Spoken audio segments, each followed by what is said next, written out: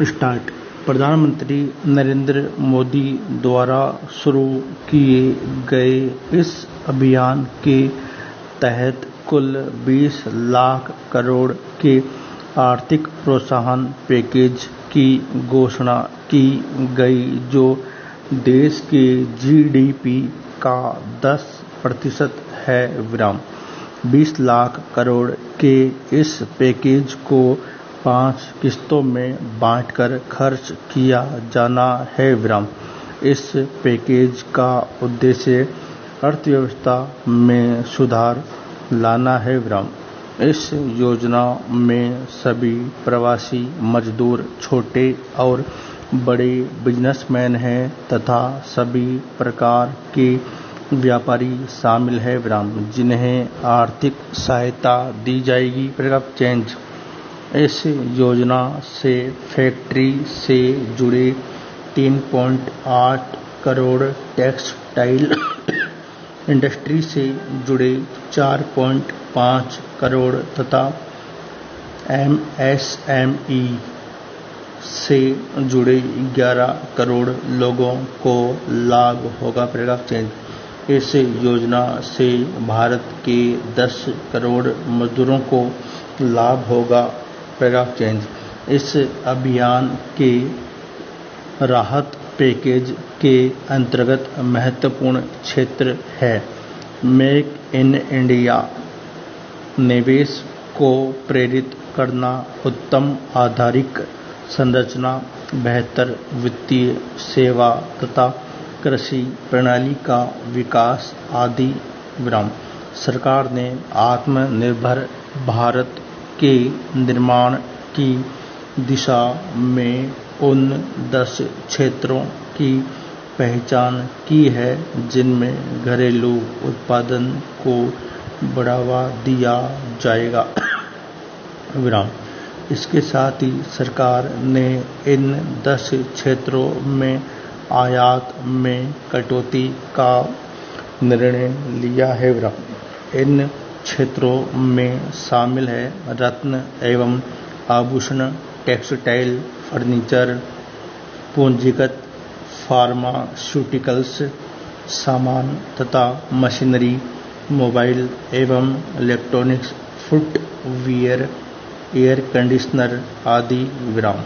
आत्मनिर्भर भारत अभियान के तहत घोषित पैकेज की अपार संभावना है। इसके बावजूद इसके समक्ष कुछ चुनौतियां भी है, जिसे कुछ विशेषज्ञों ने उजागर किया है, जो इस प्रकार है। घोषित किया गया पैकेज वास्तविकता में घोषित मूल्य से बहुत कम माना जा रहा है, क्योंकि इसमें सरकार के राजकोषीय पैकेज के हिस्से के रूप में आरबीआई की पूर्व घोषणाएं शामिल है।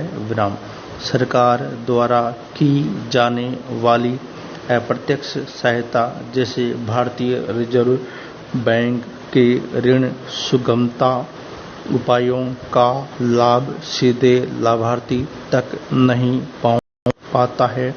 पैकेज में घोषित राशि जीडीपी के 10% होने के बावजूद वास्तविक रूप से जीडीपी के 5% से भी कम राशि लोगों तक पहुंचाने की उम्मीद है।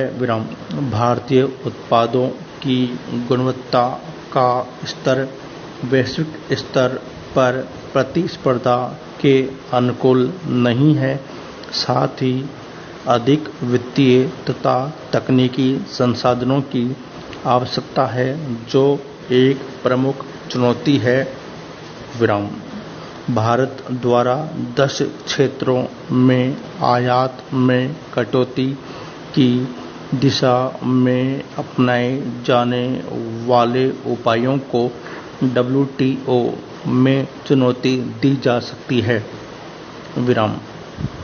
भारतीय उत्पादों की गुणवत्ता का स्तर भी वैश्विक स्तर पर प्रतिस्पर्धा के अनुकूल नहीं है। विराम।